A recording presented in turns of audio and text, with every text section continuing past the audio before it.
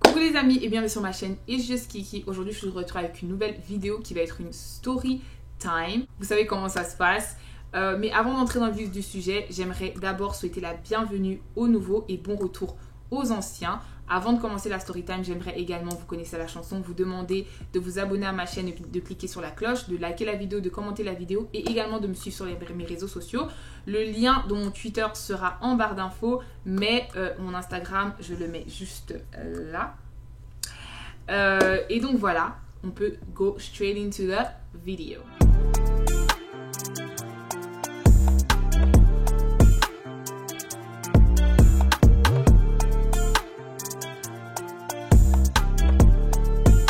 Comme vous savez, je vais brouiller les pistes un peu en changeant le nom des personnages, peut-être en changeant différents petits détails dans l'histoire afin que vous ne puissiez pas reconnaître la personne, which I doubt you would, but anyway. À toi qui m'as raconté cette histoire, en tout cas, je te fais des gros bisous. Encore une fois, j'aimerais te remercier de m'avoir fait confiance avec ton histoire, d'avoir partagé cette histoire avec moi et de me laisser la partager avec mes abonnés parce que je sais que cette histoire peut changer des vies et je sais qu'il y a beaucoup de jeunes filles qui sont peut-être passées par là ou qui passeront peut-être par là, ce que je ne souhaite à personne, mais c'est important de savoir comment se comporter face à certaines situations dans la vie, et je te remercie vraiment pour le courage que tu as eu de partager cette histoire avec moi. Donc voilà, maintenant que les formalités sont faites, we can go straight into the video, guys. Alors, dans la story d'aujourd'hui, le personnage principal, on va l'appeler Melissa. Donc en 2015, Melissa a quitté la Belgique. Donc Melissa vivait en Belgique. Et en 2015, elle a quitté la Belgique pour venir faire un tour aux États-Unis pour les vacances. Alors là, il y a une cousine à elle qui l'a donc postée.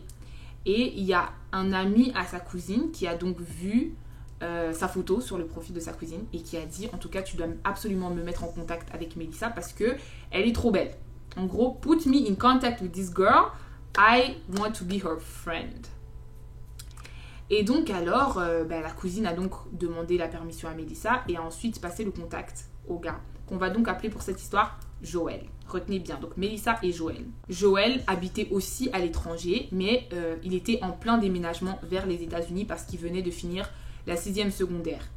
Donc Joël a donc quitté le pays où il était. Donc non, ils ont d'abord commencé à parler, vous savez comment ça se passe, on apprend à se connaître, on s'écrit, on s'appelle, nanana, je regarde tes photos, t'es mignon, tout ça, vous savez comment ça se passe. Et jusque là, franchement, il se kiffait bien, le feeling passait bien. Et je rappelle que elle, Melissa, avait donc 15 ans et lui devait en avoir 18 ou 19 à ce moment-là. Alors, donc, au moment où le gars a déménagé aux États-Unis, donc ici, il s'est fait que il ait eu envie d'aller la voir avant qu'elle retourne en Belgique. Et donc quand il est parti la voir dans sa ville ou dans l'état qu'elle était partie, qu'elle était partie visiter, si on peut dire ça comme ça, quand il est parti la voir là-bas, vu son jeune âge, il fallait qu'elle trouve un moyen de dire au gars de venir sans pour autant que ses parents ou quoi puissent s'en rendre compte ou qui est, Et donc, là où elle habitait, il y avait une petite manifestation, une petite fête dans son quartier. C'est donc là qu'elle a invité Joël. Joël est venu lors de cet événement-là. Et comme le feeling passait déjà très bien au téléphone, vous savez, l'âge, les hormones, tout ça, ils ont commencé à s'embrasser, etc. Et je répète, cette vidéo n'est peut-être pas appropriée pour mon audience qui est un peu plus jeune. Donc, je conseille peut-être cette vidéo à ceux qui ont peut-être 14 ans ou plus. Mais donc voilà, parce que je vais essayer d'être très gentle and soft dans les mots que je vais utiliser, mais bon voilà. Et donc après s'être embrassé un tout petit peu, le gars a essayé de mettre sa main dans la culotte de Melissa. Donc Joël a essayé de mettre sa main dans la culotte de Melissa. Et Melissa a donc dit non. Et il a ensuite, par la suite, enlevé sa main. Et voilà, la soirée a continué son cours. Mais elle avait déjà remarqué que Joël était assez tactile et ne se souciait pas trop du fait que voilà, la famille de Melissa soit un peu dans les parages, genre ils étaient peut-être pas là, mais le fait que sa famille ait été un peu dans les parages et tout, et que il ait été là, le fait que la famille ait été dans les parages ne l'a pas empêché d'être très tactile avec elle déjà dès le départ, dès la première rencontre. Après cette première rencontre, il lui a dit, écoute bébé, moi en tout cas tu manques, etc. Je dois te voir, vous savez comment les mecs sont. Alors, non, je rigole. Mais bon, bref, il lui a dit qu'il devait absolument la voir, etc., etc. Et donc, là où lui habitait, il a demandé à la personne de faire un chill, de faire une petite fête pour que Mélissa et ses sœurs puissent aller à la fête. Ensuite, en allant à la fête, la maman de Mélissa leur a dit « Écoutez les filles, surtout, ne vous éloignez pas les unes des autres, passez vraiment votre soirée ensemble et restez regroupées. Donc, surveillez-vous les unes des autres. » Alors, arrivé à la fête se passe bien et la fête se passe in the basement. Donc, c'était au garage, si je peux dire ça comme ça. Et donc, voilà. Donc, toute la maison était vide parce que tout le monde était en bas. Et donc, en pleine fête, Joël dit à Mélissa de monter pour voilà, qu'ils aillent parler un peu. Vous savez comment ça se passe, ouais, il y a trop de bruit ici, venez, on s'éloigne un peu et tout. Viens, on s'éloigne un peu et tout. Ils se sont donc éloignés et quand ils sont montés, ils sont arrivés dans une des chambres et c'est là que, de fil en aiguille, pour pas entrer dans les détails, et puis après, vous savez bien, je n'étais pas là, elle s'est retrouvée en tenue d'Ève, si on peut dire ça comme ça.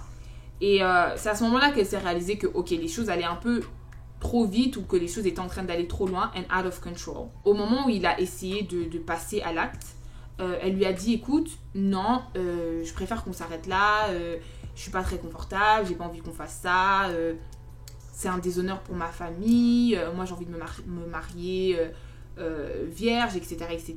Et donc elle s'est exprimée sur le fait qu'elle n'était pas trop d'accord, même pas trop d'accord, qu'elle n'était pas d'accord avec ce qui était en train de se passer. Malheureusement, vu... je sais pas trop comment dire, mais malheureusement, vu qu'ils étaient déjà là et qu'ils étaient déjà about to do it, comme on dit, le gars lui a parlé, le gars lui a dit « Ouais, non, t'inquiète, de toute façon, t'inquiète, c'était ma copine, etc. On s'aime, et c'est ça que les gens qui s'aiment font. » Nanana. Donc le gars a essayé de la convaincre, en fait. But still, elle n'avait pas changé son nom en oui. Et après avoir parlé, il est directement passé à l'acte. Et non, elle ne s'est pas débattue. Et face à ce genre de situation, les gens réagissent vraiment différemment. Donc voilà. Il s'est passé ce qui s'est passé. Et après l'acte, il lui a pris sa petite culotte, il lui a donné, il lui a dit écoute, porte ça. Et voilà. Après cet acte-là, elle s'est sentie très, très, très coupable. Et elle avait... She had a lot of shame. Je sais pas comment dire shame en français. Je sais pas si j'ai envie de dire... Ok, on peut dire qu'elle en avait honte en fait. C'était vraiment quelque chose dont elle avait honte. C'était quelque chose qu'elle avait fait, pas forcément de son plein gré, qu'elle n'était pas forcément prête à faire. Et donc, elle est redescendue à la fête. Les gens ont remarqué qu'elle était un peu bizarre, mais voilà, elle a essayé de rigoler et de passer à autre chose. Les mois sont passés, elle est rentrée en Belgique et plus les mois passaient, plus elle avait mal et elle en avait extrêmement honte. Et elle avait vraiment l'impression que voilà, elle avait déçu ses parents, qu'elle ne valait plus rien. Et vous savez que des fois, avec les valeurs africaines, se marier vierge, c'est vraiment une fierté pour ta famille.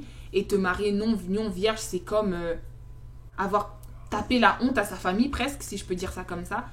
Et c'est ce qu'elle ressentait au-dedans d'elle. Et c'était vraiment la culpabilité, la rongeait de l'intérieur. Et elle voulait tellement enfouir ses sentiments en elle, et le fait de ne pas en parler a fait que ça la rongeait vraiment de l'intérieur en fait, parce que malheureusement elle ne pouvait pas s'exprimer sur la chose. Un jour, une amie à elle l'a invitée à une veillée de prière et malheureusement sa maman avait refusé, vu que c'était toute la nuit et qu'elle était encore très très jeune. Sa maman avait refusé qu'elle y aille, mais elle lui avait assuré que si Dieu voulait lui parler, que Dieu allait lui parler. Alors après cette veillée-là, le lendemain, elle a vu sa copine et sa copine lui a dit franchement c'était trop bien et le pasteur m'a dit de rester vierge jusqu'au mariage, etc. Et dès que sa copine a prononcé ces mots-là, Mélissa s'est complètement effondrée et Mélissa a pleuré.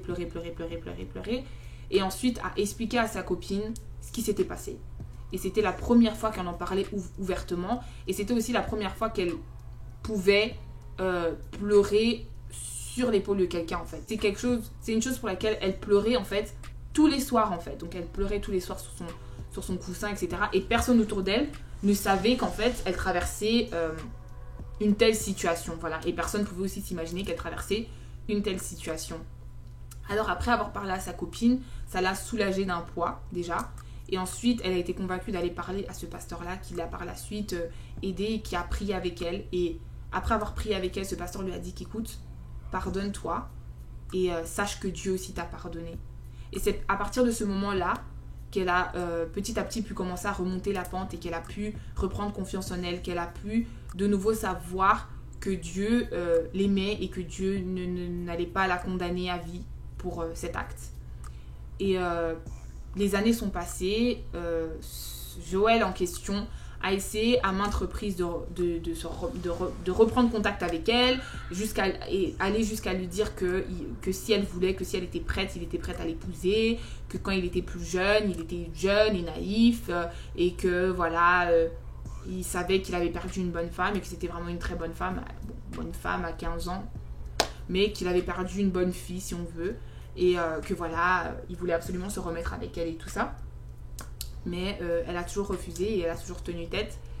Et voilà, jusqu'à récemment, ils étaient toujours en contact. Et vu qu'il y a quelque chose qu'elle a dit dans ses voice notes, c'était qu'elle voulait tellement se convaincre et oublier que cet acte s'est passé, que c'est devenu en fait comme un rêve dans sa tête. Et qu'elle m'a dit que même en m'expliquant l'histoire, elle avait toujours l'impression que cette histoire, elle sentait toujours comme si cette histoire ne lui était pas arrivée et comme si elle avait vécu tout ça, en fait, hors de son corps, en fait.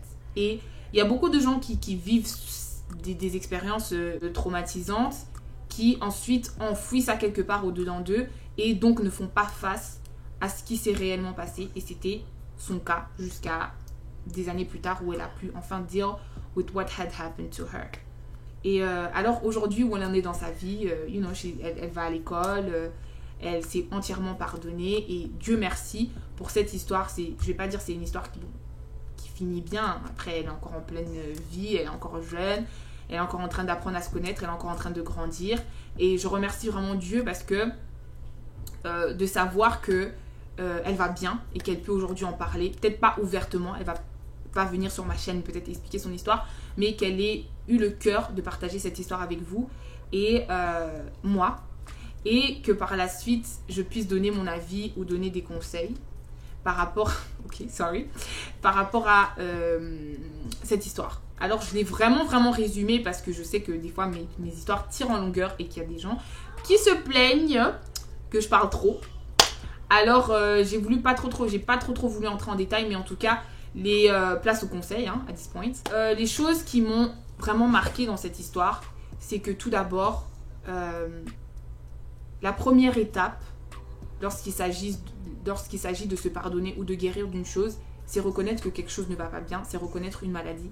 Tant que tu ne ressens pas certains symptômes, tu n'iras pas à l'hôpital pour dire à un docteur voilà comment je me sens et voilà quels médicaments je peux prendre pour aller mieux. Voilà. Donc il a fallu qu'elle reconnaisse que quelque chose s'était passé, qu'ensuite elle fasse le pas de se pardonner elle-même et d'accepter que Dieu l'a pardonné. Je sais que quand des fois on fait des choses dans la vie, on fait des péchés, un péché est un péché, donc la taille du péché doesn't matter. Des fois on a du mal à retourner vers notre Créateur pour dire écoute Seigneur, je sais que j'aurais pas dû faire ça. Et alors des fois on s'éloigne de Dieu parce qu'on a tellement honte et le truc c'est que le diable joue tellement avec notre esprit parce que là où la bataille se passe en fait c'est dans nos têtes, c'est dans nos pensées. Donc ce que tu penses, like you are what you believe. Si tu crois en tes capacités, tu feras de grandes choses. Si tu crois pas en tes capacités, tu auras du mal à faire de grandes choses. C'est pour ça que il fallait qu'elle arrête de se morfondre, il fallait qu'elle arrête de croire qu'elle n'était rien, de croire qu'elle n'allait peut-être jamais se marier, de croire que Dieu n'allait jamais la pardonner pour qu'enfin elle puisse fermer la porte sur ce chapitre de sa vie et qu'aujourd'hui cette chose puisse devenir un témoignage et non pas, un événement qui s'est passé dans sa vie qui l'a peut-être marqué, mais que cette chose ne puisse plus être sa chute. En écoutant les messages qu'elle m'a envoyés, il y a quelque chose qui m'est venu en tête et c'est une phrase qui m'est vraiment venue en tête. Donc notez-la quelque part sur vos ordinateurs, je sais pas moi, sur vos tablettes. Notez-la quelque part parce que c'était d'une inspiration divine. Alors, donc ça m'est venu en anglais en fait et c'était « Don't let what happened to you become your weakness, let it become your strength ». Donc si je devrais traduire, je dirais « Ne laisse pas ce qui t'est arrivé devenir ta faiblesse, mais laisse que ça devienne ta force ». Et aujourd'hui, elle en a fait sa force parce que il y a aussi quelqu'un un grand frère à moi qui m'a dit aujourd'hui que tu donnes du pouvoir à ceux que tu caches. Tant qu'elle cachait ce qui lui était arrivé, elle avait du mal à passer à autre chose parce que elle vivait et elle passait par ces événements toute seule. Guys, si quelque chose de pareil vous arrive, et vous pouvez même m'en parler à moi, honestly, si vous n'avez, mais en tout cas, parlez-en. Parce que tant que vous n'en parlez pas, cette chose aura beaucoup de pouvoir sur vous et sur vos pensées. Mais à partir du moment où vous allez commencer à partager cette chose deviendra une chose, j'ai pas envie de dire une chose banale parce que j'ai pas envie de réduire la gravité de cette chose, mais cette chose, l'impact de cette chose n'aura plus le même impact et n'aura plus le pouvoir de vous bring down, de vous rabaisser comme elle l'avait auparavant. Une autre chose, un autre point sur lequel je voulais toucher, c'est vraiment d'essayer de ne pas se retrouver dans ce genre de situation. Je sais qu'à un jeune âge, on ne mesure pas toujours les conséquences qui peuvent arriver. On part en soirée, on part à des fêtes. Et quand elle m'a dit que sa maman lui a dit qu'elle et ses sœurs devaient rester regroupées et ensemble, ça m'a rappelé que ma maman, à chaque fois que j'allais à des fêtes ou que je sortais ou quoi, que ma maman me disait toujours « Fais attention à ton verre, fais attention à ton verre ». Et je sais que des fois, on banalise ce genre de choses, genre voilà, moi je sors avec mes amis, les garçons ce sont mes amis. Non! Les garçons ne sont pas tes amis, ma chérie. Mieux vaut prévenir que guérir. On ne connaît pas les pensées des gens. On ne sait pas ce que les gens ont prévu ou ce que, sous effet de l'alcool ou sous l'effet de je ne sais pas quoi, ce que quelqu'un peut vouloir te faire, même pour prouver à ses amis ou autres. On peut gâcher ta vie lors d'une soirée qui était censée être une soirée banale, une soirée comme toute autre. Je dis toujours à mes petites sœurs, oui, vous allez à des fêtes, entre amis, il y a des filles, il y a des garçons. Soyez sûrs de garder vos verres à côté de vous. Si tu bouges et tu laisses ton verre, c'est fini, tu bois plus. Entre filles, on doit apprendre à se protéger les unes des autres aussi. Parce que malheureusement, les gens qui nous entourent n'ont pas toujours de bonnes intentions envers nous. Soyons prudentes, protégeons-nous les unes les autres. Priez avant de sortir. Écoutez, je ne peux pas vous donner de formule magique. On prie avant de sortir et ensuite, là où on va, on se protège les unes les autres et on se protège soi-même. Parce que c'est vrai que on peut se remettre de tels événements, mais why not avoid to be in a situation where you would have to se remettre d'une telle situation. Aujourd'hui, cela fait partie du témoignage de Mélissa. Elle en a fait sa force. Elle en parle. Elle m'en a parlé. Elle nous en a parlé. Et voilà. Mais si cela peut aider quelqu'un aujourd'hui parce que je sais que j'ai plusieurs filles qui m'écrivent sur Instagram, qui ont 14, 15 ans, etc. Les filles, faites attention à vous. Faites attention à vous. Faites attention à là où vous allez. Faites attention. Soyez toujours prudentes. Faites attention à tout ce qui se passe autour de vous. Tous les petits mouvements qui se passent autour de vous. Restez toujours éveillés. Et si une telle chose t'est arrivée, je répète encore, n'hésite pas d'en parler. Pray about it. Pardonne-toi toi-même. Et pardonne la personne, même si la personne ne t'a pas demandé pardon. Vous savez, dans le Notre Père, on dit « Pardonne-nous comme nous avons aussi pardonné à ceux qui nous ont offensés ». Cela signifie que Dieu ne peut que nous pardonner si nous aussi nous pardonnons aux autres. Et des fois, ce pardon-là ne viendra pas de cette personne. Peut-être qu'un jour, la personne se réveillera, viendra vers toi et te demandera pardon. Mais tant que cette personne ne l'a pas fait, n'accepte pas à ce que cette personne ait le pouvoir et autant de pouvoir sur toi à te garder statique dans une certaine position de ta vie où tu n'arrives plus à aller de l'avant, tu n'arrives plus à faire confiance aux gens because of that particular person. J'essaye vraiment de faire attention aux mots que j'utilise, j'essaie vraiment d'être super sage dans ce que je dis parce que je ne suis pas passée par un tel événement, donc je ne pourrais pas vous dire comment vous comporter ou comment agir. Tout ce que je peux faire, c'est de la prévention. Et ensuite, vous conseiller sur le peu que je connais et vous aider peut-être à regagner confiance en vous et aller de l'avant. Comme j'ai dit, mes inbox sont toujours ouverts. Si vous avez besoin de parler à quelqu'un, d'écrire, de m'envoyer des voice notes, Je le dis tout le temps, mes inbox sur Instagram sont ouverts. J'ai aussi mon adresse email en barre de description si vous préférez le faire par là. And I'm always open to hearing stories. I'm always open to pray with you guys. C'est la fin de la story time. Je vous promets que cette fois-ci, la pause sera moins longue. Il n'y aura plus de pause d'ailleurs. Je reprends. Je vous fais des gros bisous. Surtout, n'oubliez pas de vous abonner à la chaîne, de liker la vidéo, de commenter la vidéo, de cliquer sur la cloche et de me suivre sur mon Instagram qui sera également en barre d'infos. Je vous fais des gros bisous et je vous dis à la prochaine. Mouah.